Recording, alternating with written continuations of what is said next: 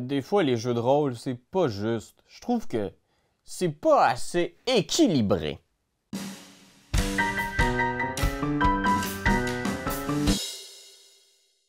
L'équilibre. L'équilibre dans un jeu de rôle, qu'est-ce que ça veut dire, en fait? Hein? Ça vous est-tu déjà arrivé? Moi, je l'ai vu beaucoup sur Internet. Je vois beaucoup de discussions sur des maîtres de jeu ou des joueurs qui remettent en question l'équilibre dans la 5e édition de Donjons Dragons, par exemple, en disant « Ah, mais là, ça se peut plus. Telle classe est ben trop forte. Telle espèce, ben trop puissante. Cette habileté-là a pas de sens à quel point c'est bien plus fort que les espèces originales qui étaient dans le livre de base du jeu. » En dénonçant des espèces d'injustices dans les mécaniques du jeu. En faisant comme, par exemple, le facteur de puissance. Vous savez, cet indice qui indique la puissance de tous les stat blocks des monstres. Donc, un dragon ancien va avoir un facteur de puissance de 21, 22. C'est censé te dire que c'est un bon défi pour un groupe de joueurs niveau 21, 22. Donc, c'est vraiment un ennemi mortel. Mais en même temps, des fois, un groupe de joueurs niveau 12, un peu chanceux, avec le bon objet magique, avec la bonne embuscade, massacre quotidiennement des challenge ratings qui sont 5, 6, 7, 8 fois plus élevés qu'eux autres. Qu'est-ce que ça veut dire? Est-ce que le jeu est mal fait? Est-ce que les créateurs du jeu n'ont pas bien fait leur travail et que le fait qu'il existe des sorts qui sont trop forts ou des classes qui sont trop potentes, est-ce que ça veut dire que le jeu est à jeter aux poubelles et que vous ne devriez pas vous y adonner? Moi, personnellement, je pense que contrairement à un jeu vidéo ou à un jeu de société, le jeu de rôle, ça doit être un petit peu chaotique et déséquilibré. Ça fait partie de sa nature profonde. Tu comprends? Moi, j'ai vraiment zéro stress avec l'équilibre du jeu de rôle parce que mon plaisir ne vient pas du fait qu'on a vécu une expérience équilibrée, où tous les joueurs ont eu le même output de dégâts à chaque tour, ils ont eu les mêmes chances de briller, que tous les monstres ont donné le même degré de difficulté au groupe. Je ne vise pas cette expérience-là, j'ai juste le goût de raconter une histoire, puis une bonne histoire, forcément, vient d'un déséquilibre. Tu comprends? Peut-être que ça va être un petit peu méta ici, l'Internet. C'est mon impression subjective de c'est quoi une bonne histoire. Mais tu sais, Seigneur, si l'histoire, c'est que tout est égal, me semble que l'histoire avance pas. Chaque bonne histoire commence avec le fait que les héros sont dans une situation de manque ou dans une situation de faiblesse. Il me semble qu'une bonne histoire vraiment dramatique, c'est comme une espèce de... On est à 1 contre 4. On sait qu'on va perdre cette bataille-là. Ils sont 4 fois plus nombreux de l'autre côté. Ils ont un dragon avec eux. Mais comment est-ce qu'on va faire pour y arriver? C'est là, me semble, que ça devient héroïque et épique de voir tes joueurs réfléchir à une façon de tendre une embuscade, de se débarrasser du dragon, de renverser ce qui était des probabilités qui étaient en leur défaveur. Moi, par exemple, dernièrement, j'ai publié des vidéos qui parlaient des classes les plus puissantes du jeu, ou qui parlaient des combos les plus brisés, des sorts que tu peux utiliser pour, pour profiter au maximum de certaines petites défaillances mécaniques, puis faire un personnage qui finalement va être très très fort.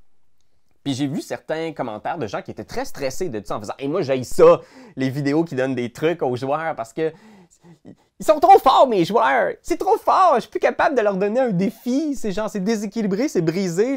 Les nouvelles classes sont toujours plus puissantes. Il y a un power creep dans les nouvelles éditions du jeu. Comment je suis censé, moi, comme maître de jeu, rivaliser avec ces classes-là toujours plus fortes? C'est une bonne question, Internet. Ouais, j'ai jamais eu ce problème-là parce que je me suis toujours mis dans la perspective aussi que c'est moi qui avais tous les robinets, tu sais.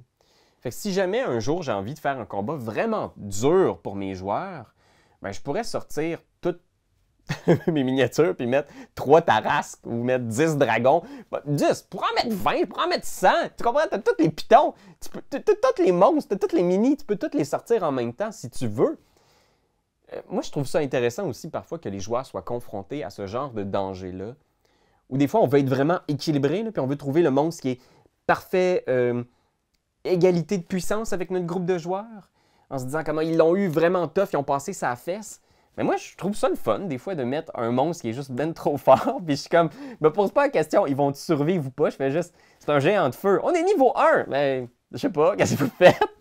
Puis de les voir paniquer, puis de les voir faire, t'es malade, puis de faire comme, ok, attends, on sauve, on se cache, on va y dire qu'on est des princes. De les voir essayer dans cette situation-là qui est déséquilibrée, voir ce déséquilibre-là créer un moment dramatique, mémorable.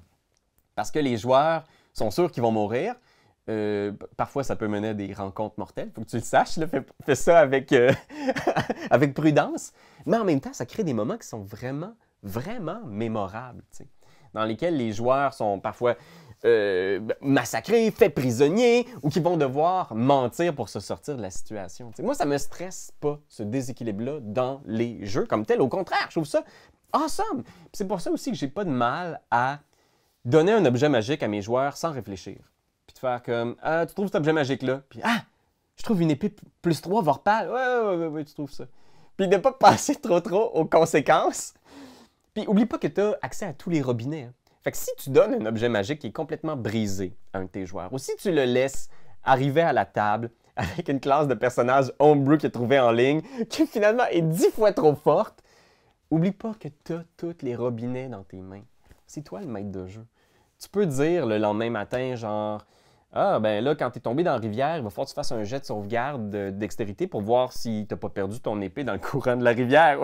Ou tu peux dire comme, ben écoute, ton dieu a décidé qu'il t'accordait plus de pouvoir parce que c'était trop fort. Je veux dire, parce que tu n'as pas été assez bon avec les pouvoirs qu'il t'a accordés. Tu n'es pas digne. Il va falloir que tu les retrouves en faisant quelque chose de dramatique, puis d'épique, puis une quête.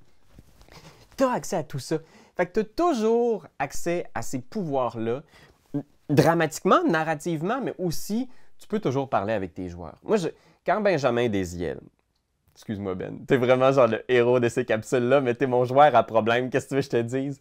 Quand Benjamin arrive et il fait « Hey, j'ai une classe homebrew vraiment weird que j'ai trouvée en ligne, peux-tu jouer ça? » Je peux aussi, comme maître de jeu, avoir cette discussion-là avec lui puis faire « Très bien, d'accord, je trouve ça drôle qu'on ait du déséquilibre puis un personnage weird qui va surprendre la table, mais sache que si ça devient trop intense ou plus fun pour les autres joueurs, parce que ça peut l'être parfois, quand ça devient vraiment trop chaotique, les autres joueurs perdent leur plaisir. Ben, si ça se produit, si je le sens, si je le feel, si les autres joueurs se plaignent, je vais ajuster les trucs. Ça se peut qu'on retcon, qu'on modifie lourdement ta classe de personnage ou tes pouvoirs. Vous pouvez le faire. Il ne faut pas perdre de vue que vous avez tous ces pouvoirs-là. Si un monstre que vous pensiez être très très fort est en train de se faire kicker les fesses par vos joueurs, puis que vous êtes comme genre « Oh mon Dieu, mon dragon, c'était le boss de la rencontre, puis là, soudainement, il va mourir en un round. » Vous avez tous les robinets dans les mains. Vous pouvez lui donner plus de points de vie. Vous pouvez le faire. Je pense qu'il faut se permettre ça comme maître de jeu. Il ne faut pas oublier que c'est nous quand même qui avons le contrôle du jeu. Puis des fois, trop vouloir écouter les règlements, ben c'est là, à ce moment-là, qu'on est pris dans le piège de trouver que les mécaniques du jeu ne sont pas assez bonnes, que le jeu est brisé, que les créateurs du jeu n'ont pas gardé l'équilibre parfait qu'on aurait souhaité. C'est à nous parfois de peser sur les pitons, descendre les leviers pour rétablir l'équilibre qui va créer le plaisir autour de la table.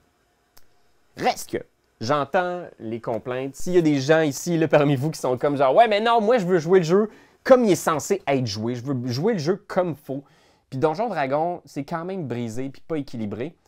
Je vous recommande chaudement Pathfinder 2e édition, qui a vraiment plus dans sa philosophie de créer un terrain de jeu équitable pour toutes les classes, tous les sorts puis tous les monstres. Et il arrive partiellement, comme n'importe quel jeu de rôle, il va y avoir des petites failles, puis des personnages qui sont un peu plus forts, des sorts qui sont un peu moins utiles. Mais, malgré tout, au moins, on a un terrain de jeu qui est beaucoup plus équilibré que Donjon Dragon. Mais, moi, c'est ce que j'aime, la 5e édition. J'aime ça dans Donjon Dragon, que tu peux tomber sur un dragon niveau 1, puis que tu peux t'en sortir en faisant un jet de deception, de tromperie. Tu sais, c'est ça, moi, qui me plaît dans ce monde-là, c'est d'imaginer un monde qui n'est pas comme dans Final Fantasy, où tu es toujours à affronter des ennemis qui sont de ton niveau. Non, des fois, c'est le fun dans un vrai monde qui feel réel, de voir des choses qui sont déséquilibrées, puis d'être dans une situation qui est improbable, puis genre, comment je vais survivre à ça. Fait que voilà, c'est mon petit feeling par rapport à l'équilibre dans les jeux de rôle. Fait que, n'hésitez pas, soyez un peu déséquilibrés, puis posez-moi des questions en commentaire. Si, mettons, vous êtes dans une situation où vous êtes dans un déséquilibre vraiment poche, puis vous êtes comme, mon mage est trop fort, je suis plus capable de... Il fait boule de feu tout le temps, qu'est-ce que je fais? N'hésitez pas à me poser les questions. Mettez de la variété. Si votre guerrier a 36 de classe d'armure, faites que la campagne, ça soit un concours de design de robe, il va être bien mal pris. Si votre magicien fait toujours boule de feu, ben faites qu'il faut qu'il négocie avec le roi et les marchands, il va être bien mal pris, vous comprenez? Il y a d'autres choses que le combat aussi dans Donjon Dragon, puis ça aussi, ça va vous aider à rééquilibrer vos affaires.